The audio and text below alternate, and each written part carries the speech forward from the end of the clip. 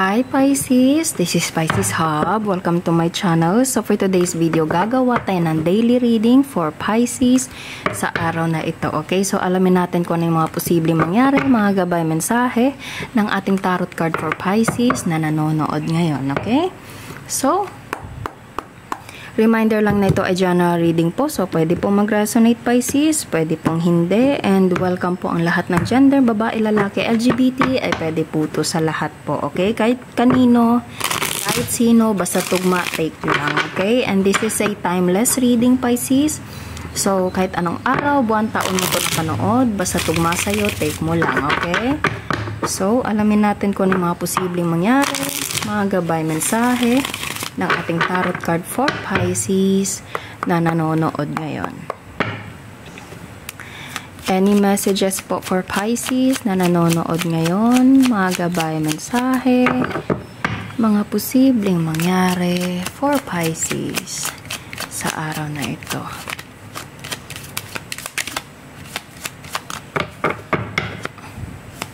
Message nyo po for Pisces, mga posibleng mangyari for Pisces sa araw na ito.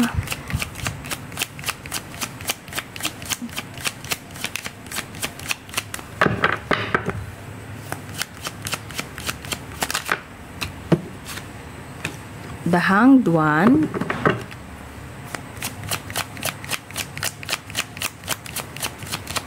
pwedeng there's stuck Pisces or there's non-movement. Okay, ano pa po?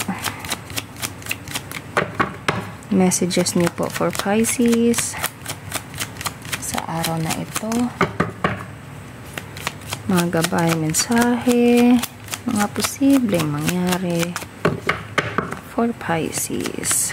Pwedeng you're waiting for something Pisces. Okay, meron kang hinihintay, pwedeng update, okay, na hindi mo pa alam kung pasado ba or hindi, or something like mga results, okay, or decision making.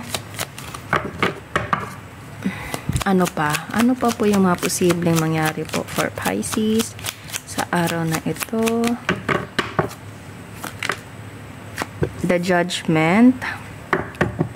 Okay, so pwede you're waiting Pisces before deciding, pwede pong ganon. Okay, merong paghihintay before mag-decide. Pwede pong ganon. And then, there's a Four of Swords.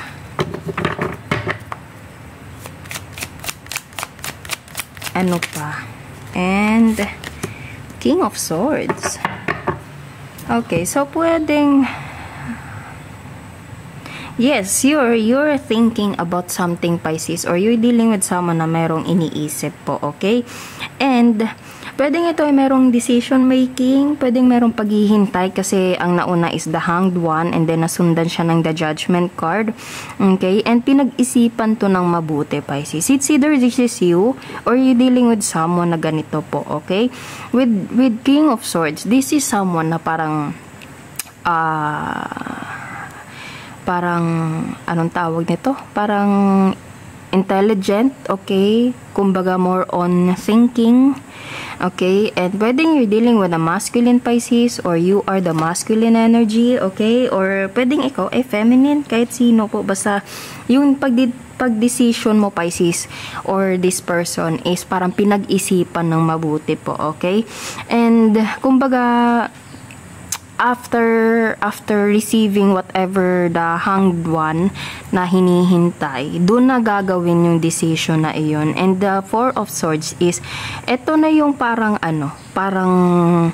nakakapag-decide na, ito na yun, parang buo na yung decision Pisces, coming from the King of Swords or you are the King of Swords Pisces. And pwedeng you are dealing with the air sign Gemini, Libra, Aquarius, okay, strongly air sign Pisces. Pwedeng yun ay sun, moon, or rising mo, or you're dealing with someone na ganitong signs po, okay? So yes, sa reading natin ngayon, napaka specific, okay? There is something na waiting, there's something na parang waiting for the result, okay, or whatever it is, Pisces, and pinag-isipan to ng mabuti, plinano, okay, and pwedeng pagdating ng hinihintay mo, Pisces, okay, gagawin na yung decision or gagawin na yung plano na kung saan pinag-isipan, ginawa, plinano, inayos, inorganize, okay, parang ganun, before gumawa ng action po, okay. So a lot of thinking, a lot of decision making, a lot of planning, Pisces. Okay, coming from you or you're dealing with someone na ganito po. Okay? So, posibleng ito ay merong connection sa pagtatabaho or kasi meron tayo ditong ano dito. Okay? Para siyang nagtatabaho or as I said kanina, this is someone na nag-iisip. Okay? Nag-iisip ng mabuti. Okay? So, yes, napaka-specific, okay, ng ating reading ngayon. So, pwedeng you're dealing with someone na ganito or you are the person na kumbaga merong hinihintay and merong plano na. Posibleng meron ka ng mga plano, meron ka ng mga ginagawang mga bagay, Pisces, and this person or you, after mong makuha kung ano man yung hinihintay mo or anything na kumbaga meron ng action or meron ng movement na gagawin. Eto na, parang buo na yung decision, Pisces. Okay, pinag-isipan to ng mabuti or ikaw. Okay, so short yung message pero direct, Pisces. So, kumbaga wala nang ibang walang ibang other situation or other scenarios kundi ito. Okay, yung sinabi ko, Pisces. Okay? So, kuha tayo ng mga initials, random words, kung sino, or ano po yung mga konektado. There's a flower.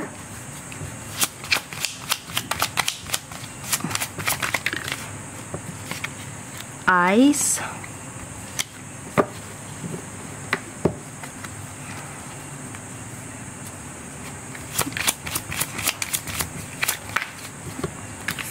Text or chat.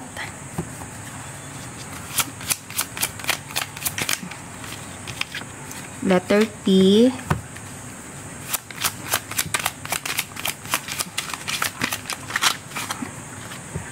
Two.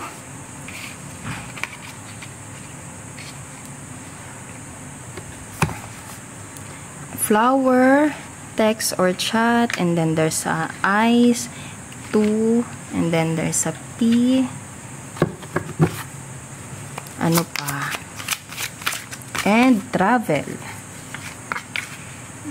Okay, so yung mga initials or isa lang yung initial, Pisces, letter P, and then there's a 2, and yung mga random words na posibleng konektado is flower, eyes, text or chat, and then travel po. Okay, so yun po ang ating reading for Pisces sa araw na ito. Naway nagustuhan niyo po. Huwag niyo po sanang kalimutan na mag-like at mag-subscribe po sa ating channel and click the bell button para ma-notify po kayo sa next videos na i-upload natin. Okay, so thank you, Pisces, and God bless.